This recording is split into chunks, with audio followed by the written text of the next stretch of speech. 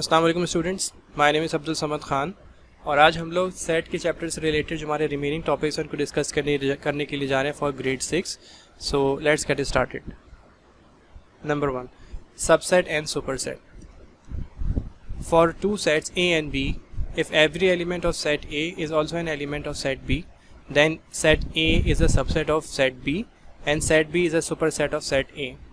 In easy words, अगर दो sets हम कंसिडर करते हैं लाइक A and B, और उनमें कंडीशन ये हो कि सेट A के जितने भी एलिमेंट्स हैं वो सारे के सारे सेट B में मौजूद हों, तो सेट A जो है वो सेट B का सबसेट कहलाएगा और सेट B सेट A का सुपरसेट कहलाएगा।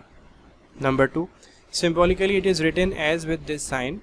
A और B के दरमियान आपको जो साइन नज़र आ रही है, and read as A is a subset of B, ये साइन सबसेट की साइन कहलाती है। ठीक है।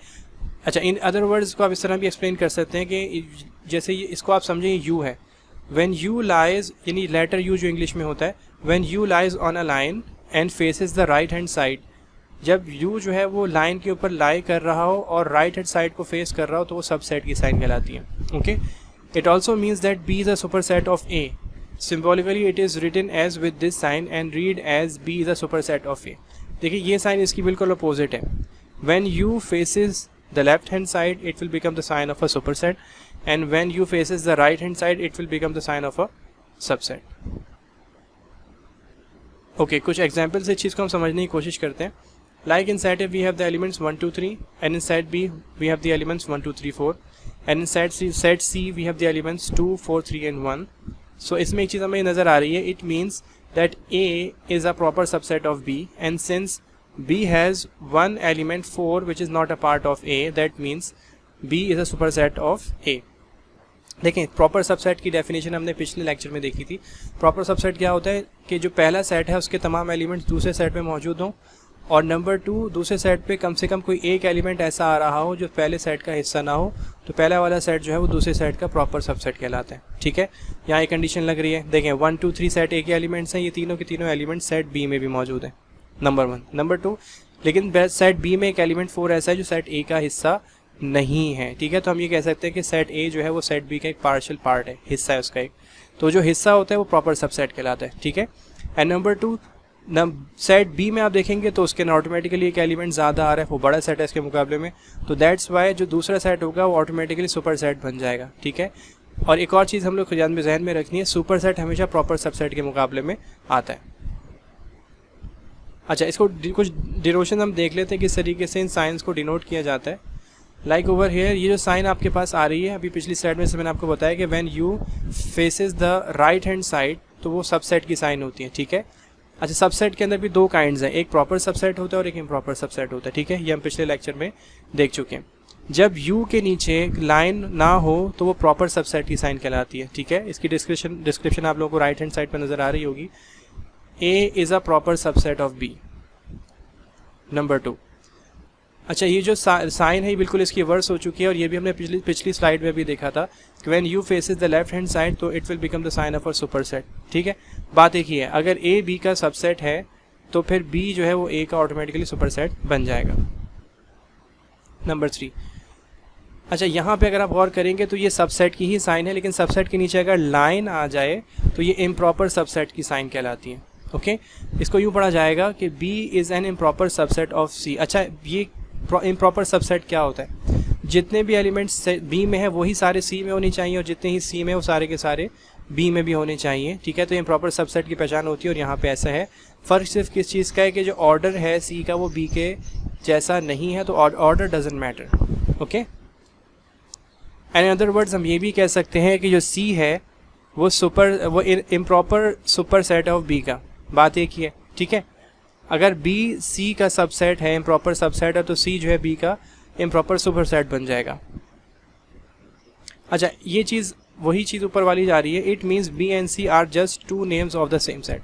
देखें, B और C जो है वो एक ही सेट है जिसके दो अलग अलग नाम गिवन है यहाँ पे। ठीक है, क्योंकि 1 2 3 4 एलिमेंट्स B में भी हैं, 1 2 3 4 एलिमेंट्स C में भी है, सिर्फ ऑर्डर का फ़र्क इसके अंदर आ रहा है। इन अदर वर्ड्स एक दूसरे के इम्प्रॉपर सेट्स भी हैं, और एक और नाम इनको दिया जा सकता है कि इक्वल सेट्स भी कह सकते हैं इनको। ठीक है, तो ये दोनों सेट जो है वो दोनों सेट B एंड C ये एक ही सेट के दो अलग अलग नाम हैं।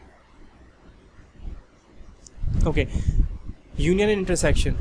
देखिए जैसे आप मैथमेटिक्स में देखते हैं कि दो साइंस होती हैं, लाइक प्लस है, एडिशन की साइन है उसका एक फंक्शन होता है, मल्टीप्लिकेशन साइन है उसका फंक्शन होता है, सब्ट्रैक्शन की साइन का फंक्शन होता है। इसी तरीके से सेट्स के चैप्टर के अंदर यूनियन और इंटरसेक्शन जो है ये साइंस हैं, इनके भी कुछ फंक्शंस हैं, तो उनको हम देखने के लिए जाते हैं। Following are the functions of union and intersection signs. ठीक है, तो फर्स्ट ऑफ ऑल यूनियन को यू से रिप्रेजेंट किया जाता है और इसका फंक्शन क्या है, to combine all the elements of both the sets. आपको दो या दो से ज़्यादा सेट्स गिवन होंगे तो उनके तमाम एलिमेंट्स को जब आप कंबाइन कर देंगे ये यूनियन का फंक्शन होगा। एंड नंबर 2 इंटरसेक्शन को इस साइन से रिप्रेजेंट किया जाएगा और इंटरसेक्शन की साइन का फंक्शन क्या होगा, to write the common elements of both the sets. अब जिन दो सेट्स के बीच में ये साइन गिवन होगी उनमें से आपने ये देखना होगा कि कौन से एलिमेंट्स इनमें कॉमन है या सेम है। ठीक है, तो आपका आंसर बन जाएंगे। ओके, कुछ एग्जाम्पल से इन सम्स को सॉल्व करते हैं। Like in this question we have the set A with the elements 1 2 3 and in set B we have the elements 2 3 and 4 and then we have to find out A union B and A intersection B. Okay, so first of all we are going to find out A union B. देखिए presentation को बहुत अच्छी तरीके से ध्यान में रख लीजिएगा, प्रेजेंटेशन मैथ्स में बहुत काउंट होती है। लाइक A यूनियन B हमें कैलकुलेट करना है तो हमने लेफ्ट हैंड साइड पे A यूनियन B मेंशन किया and on the right hand side first हमारे पास क्योंकि सेट ए मेंशन है तो हमने सेट ए के एलिमेंट्स लिखने, that is 1 2 3। Then we have the sign of union between A and B, तो हमने वो मेंशन कर दिया। And in the last we have the set B with the elements 2 3 and 4, वो हमने यहाँ पे मेंशन कर दिए। ठीक है, इस प्रेजेंटेशन को अच्छी तरीके से देखिएगा। अब यहाँ पे आ रही है यूनियन की साइन। ठीक है, अब प्रीवियस स्लाइड में हमने क्या देखा, यूनियन का फंक्शन क्या पढ़ा था हमने, दोनों सेट के एलिमेंट्स को आपने कंबाइन करके लिखना है सीक्वेंशियली। हाँ, उसके अंदर आपने रिपीटिशन नहीं करनी। रिपीटिशन से क्या मुराद है, 2 दो दफ़ा आ रहा है तो 2 दफ़ा लिखने की ज़रूरत नहीं है, एक ही दफ़ा लिखा जाएगा। सिमिलरली 3 2 दफ़ा आ रहा है तो आपको 2 दफ़ा लिखने की ज़रूरत नहीं है। कंबाइन करके हम लिखेंगे तो हमारे पास फाइनल आंसर आएगा 1 2 3 and 4 and that's our final answer for A union B। Simple. Okay, now question number 2 is A intersection B। देखिए प्रेजेंटेशन उसी तरीके से हम करेंगे जिस तरीके से हमने यूनियन की थी। Like first of all we have set है तो हमने सेट ए के एलिमेंट्स लिखे हैं 1 2 3 and then we have the sign of intersection, हमने वो डाली है और फिर सेट बी के एलिमेंट्स 2 3 4 जो सवाल में मेंशन थे हमने मेंशन कर दिए। नाउ इंटरसेक्शन का फंक्शन अभी हमने प्रीवियस स्लाइड में क्या देखा था कि इंटरसेक्शन में क्या होता है, दोनों साइड के अंदर जो कॉमन एलिमेंट्स होते हैं that will be your answer. अब यहाँ पे अगर आप गौर करें तो 2 और 3 ये दो ऐसे एलिमेंट्स हैं दोनों में कॉमन है, so that's why our answer will become 2 and 3 for A intersection B। Now example number 2. Okay, in this case we have the sets A और यहाँ पे हमें सेट कुछ डिस्क्रिप्टिव फॉर्म से मिलता जुलता नज़र आ रहा है। लाइक हमें सेट A में बता रहा है ऑल हु कीप रेडियो, कुछ लोगों का जिक्र हो रहा है जिनके पास रेडियो है, और सेट B में ऑल हु कीप टेलीविज़न और कुछ लोगों का जिक्र हो रहा है जिनके पास टेलीविज़न है। अच्छा, अगर इसमें एक कंडीशन और हो कि if some of them keep both, अब इन दोनों सेट में जो लोग मौजूद हैं, जो कुछ सेट A में है और कुछ सेट B में है, उनमें बाज़ लोग ऐसे हैं जिनके पास रेडियो भी है टेलीविज़न भी है, then we have to find out A union B and intersection B in these cases. Okay, so first of all we are going to find out A union B. देखिए presentation उसी तरीके से start हम करेंगे।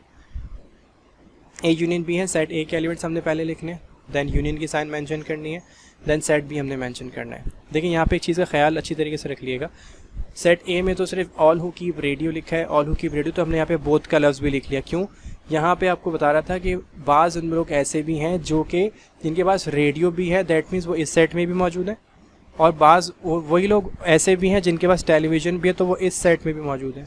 Just like the previous slide अगर आप देखें, याद करें तो हम इसमें देखा था कि पहला जो सेट था उसके अंदर एलिमेंट्स है 1 2 3 सेट A में, और सेट B में एलिमेंट्स है 2 3 4। तो 2 3 जो एलिमेंट्स थे वो पहले सेट में भी थे और दूसरे सेट में भी थे, यही कंडीशन समझ लें यहाँ पर है। ठीक है, तो बोथ वो लोग जिनके पास दोनों चीज़ें हैं वो दोनों के अंदर मेंशन किए जाएंगे। ठीक है, नाउ यूनियन का फंक्शन आप लोग अब अप्लाई करेंगे तो यूनियन में आप क्या करते हैं, कंबाइन करके लिखते हैं।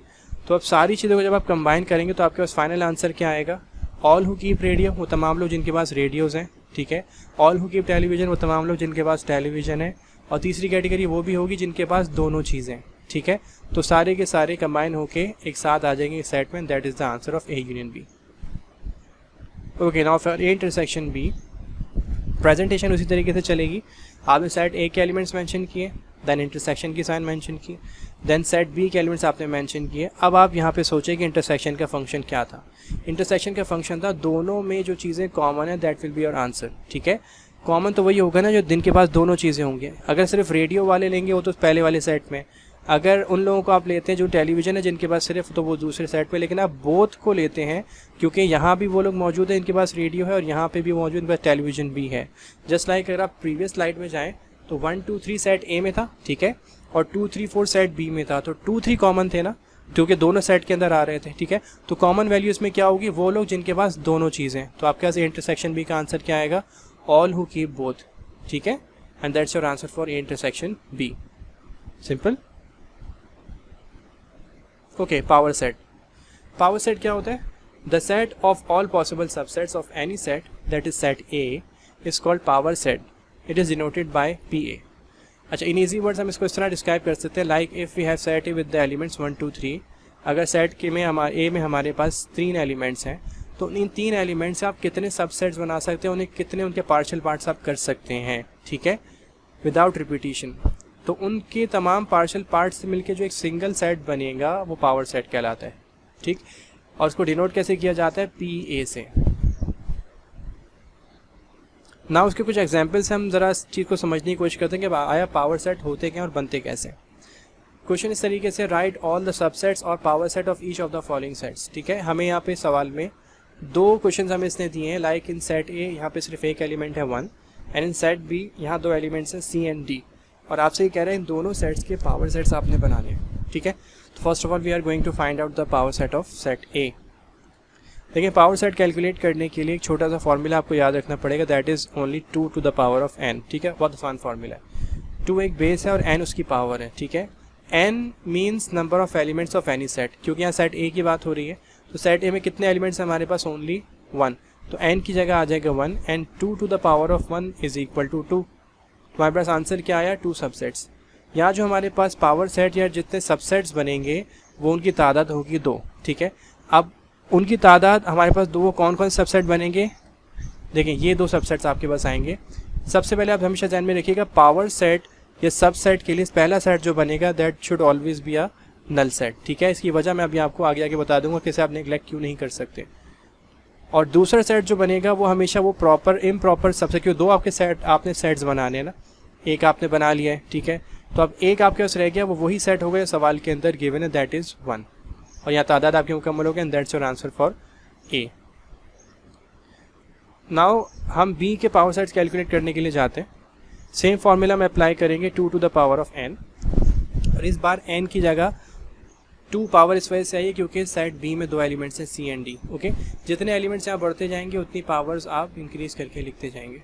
तो 2 to the power of 2 is equal to 2 times 2 which is equal to 4, ठीक है। डबल क्वांटिटी होगी। यहाँ 4 सबसेट्स आपके बनने, ठीक है। अब 4 सबसेट कौन कौन से बनेंगे, ये 4 सबसेट है। देखिए, अभी मैंने आपको बताया था कि जब भी पावर सेट्स आप कैलकुलेट करने के लिए जाते हैं तो उनमें पहला सेट हमेशा नल सेट बनता है, ओके। तो इसका आप निगलेक्ट नहीं कर सकते। और उसके बाद अब 4 बनाने, तो 3 सबसेट हमें मजीद बनाने होंगे। हम करेंगे ये कि हम इस सेट के हिस्से देखते हैं कितने ब्रेकअप इसके हो सकते हैं, ठीक है। तो हम क्या करेंगे, एक एक एलिमेंट का पहले इंडिविजुअल सेट बनाना शुरू करेंगे। लाइक यहाँ पे सी है, एक सेट हमने सी का बना लिया, एक हमारे पास डी मौजूद है, एक सेट हमने डी का बना लिया, ठीक है। अब डी के बाद कोई ऐसा एलिमेंट नहीं है हमारे पास जो इंडिविजुअली सेट बना सके, सो दैट्स वाई जो हमारे पास सवाल में एलिमेंट्स गिवन होंगे वही सेट हमारे पास जो कि इम्प्रॉपर सबसेट कहलाता है हमारे पास आंसर में आ जाएगा। इस तरह 1 2 3 एंड 4 पूरी क्वांटिटी आपके पास होगी complete, and that's your answer for set B. अच्छा, अब यहाँ पे मैं एक चीज़ आपको छोटी सी बताता चलूँ कि आप इस साइन को फाई की साइन कहलाती है, नल सेट की साइन भी कहलाती है, इसको आप क्यों निगलेक्ट नहीं कर सकते, उसकी वजह देखिए बहुत आसान सी है। लाइक इन सेट हमारे पास एक एलिमेंट था, ठीक है। अगर यहाँ पे 1 भी नहीं होता, ये एक एम्प्टी सेट हम कंसिडर कर लेते हैं, लाइक सेट ए हमारे पास एम्प्टी सेट होता, फिर हमसे कहा जाता है कि आप पावर सेट इसके बनाएं, तो आपको पता है n की जगह क्या आना था, 0। क्यों, n होता है नंबर ऑफ एलिमेंट्स, और जब यहाँ पे एलिमेंट्स ही नहीं है तो आप n की जगह क्या लेंगे, 0। तो ये सवाल बनता 2 टू द पावर ऑफ 0, ठीक है। और any base which has a power 0 is always equals to 1, ठीक है। कोई भी बेस हो, अल्फ़ाबेट हो या कोई नंबर हो, अगर उसकी पावर 0 हो तो वो 1 के बराबर होता है, ठीक है। तो इसका मतलब है यहाँ पे आपके पास 1 सबसेट बनता। अच्छा, अब सवाल ये है वो सबसेट कौन सा बनता। लाइक ओवर है, देखिए हमारे पास अगर 1 था तो हमने 1 का सेट तो बनाया, ठीक है। सी डी था तो सी का भी बनाया, डी का भी बनाया, सी डी का कंबाइन भी बनाया। लेकिन अगर सेट ही नहीं, एलिमेंट ही नहीं था आपके पास, एम्प्टी सेट्स का जिक्र अभी हम लोग कर रहे हैं, तो फिर वहाँ पे तो आपसे कह रहे हैं एक आपने सबसेट बनाना है, और आपके पास एलिमेंट है नहीं, तो फिर आप क्या करते हैं, वो वही सेट बन जाता है जो सवाल में गिवन है, that is called the empty set, और एम्प्टी सेट की साइन ये होती है। तो in each and every case, चाहे आपके पास एलिमेंट हो या एलिमेंट आपके पास 1 हो, 2, 3 हो, 4 हो, जितने भी एलिमेंट्स हैं, आप इस साइन को निगलेक्ट नहीं कर सकते, वरना आपकी क्वांटिटी भी पूरी नहीं होगी। Okay, example number 4 is if set A contains the elements A, B, C, D, and in set B there are the elements A, C, and in set C it contains the elements 1, 2, and set D is a null set, then state whether each of the following statement is true or false। अच्छा, अब नीचे हमें statement दी जाएंगी, हमें वो देख के बताना है इन सारे सेट्स को देखते हुए कि वो ट्रू हैं या फॉल्स हैं। ठीक है, नंबर 1 ये साइन देखें, फिर वही साइन आगे, इधर को गौर से देख के आप लोग जज करें। मैंने आपको बताया था यू जब लेफ्ट हैंड साइड को फेस करेगा तो सुपर सेट की साइन कहलाएगी। ठीक है, तो क्या ऐसा है, यहाँ पे कहना चाह रहे हैं कि A is a super set of B. क्या ए बी का सुपर सेट है? और इसका आंसर है बिल्कुल है, क्योंकि बी जो है वो ए का प्रॉपर सबसेट है। ठीक है, प्रॉपर सबसेट की डेफिनेशन में पहले देख चुके हैं पिछले लेक्चर में, तो ऑटोमेटिकली ए जो है वो बी का क्या हो जाएगा, super set, and that's the answer true. Number 2, ये साइन किस चीज़ की थी याद करें, प्रॉपर सबसेट की, क्योंकि राइट साइड को यू फेस कर रहे हैं। तो यहाँ पे कहना चाह रहे हैं कि B is a proper subset of C. ठीक है, प्रॉपर सबसेट में क्या होता है, अब आपके पास बी के पास एलिमेंट्स हैं 1 and 2, सॉरी ए एंड सी, और सी में एलिमेंट्स हैं 1 and 2। ठीक है, प्रॉपर सबसेट में क्या होता है कि each element of B should be the element of C. तो वो कंडीशन ही फेल हो रही है, यहाँ पे पहली ही कंडीशन फेल हो रही है। तो आपके जब कंडीशन फेल हो गई तो आपके पास आंसर क्या होगा इसका, false. Number 3, B and C are in 1-1 correspondence. देखिए 1-1 कॉरेस्पॉन्डेंस को इक्विवेलेंट सेट भी कहा जाता है, और इक्विवेलेंट सेट की डेफिनेशन क्या है कि दो सेट जिनके अंदर नंबर ऑफ एलिमेंट्स अगर सेम होंगे, भले से एलिमेंट सेम उसके ना हो, नंबर ऑफ एलिमेंट्स अगर सेम होंगे तो वो दोनों इक्विवेलेंट सेट्स कहलाएंगे। अब बी में आप देखें 2 एलिमेंट्स हैं, सी में भी आपके पास 2 एलिमेंट्स हैं, दैट मीन्स ये 1-1 कॉरेस्पॉन्डेंस में है, and your answer will be true. Number 4, D is an improper subset of B। अच्छा, D जो है वो B का इम्प्रॉपर सबसेट होना चाहिए, और इम्प्रॉपर सबसेट की डेफिनेशन क्या थी, both the sets have the same elements. क्या ऐसा यहाँ पे है? नहीं, क्योंकि D में तो एलिमेंट ही नहीं है और B में 2 एलिमेंट्स आ रहे हैं, दैट मीन्स इसका आंसर क्या हो जाएगा, फॉल्स। ये स्टेटमेंट गलत बता रहा है। Number 5, A and C are equivalent sets. ठीक है, इक्विवेलेंट सेट्स ऊपर जो मैंने अभी आपको बताया 1-1 कॉरेस्पॉन्डेंस की बात हो रही है, तो यहाँ पे A और C के अंदर नंबर ऑफ एलिमेंट्स का सेम होना ज़रूरी है। क्या ऐसा है? नहीं, A में आ रहे हैं 4 एलिमेंट्स और C में आ रहे हैं 2 एलिमेंट्स, दैट मीन्स ये स्टेटमेंट भी गलत है, तो आपका जो आंसर आएगा that will become false. Okay, now we have the example number 5। Question number 5 में आपसे 1 में हमसे ये कह रहा है, state whether each of the following statements are true और फॉल्स। वही अगर कोई स्टेटमेंट आपको नीचे लिख के दे रहा है, अगर वो सही है तो आप ट्रू बताएंगे, और अगर गलत तो आप फॉल्स लिख देंगे। नंबर 1 में देखें आपसे क्या कह रहा है, the set of even numbers is a subset of the set of odd numbers. क्या मतलब है इसका?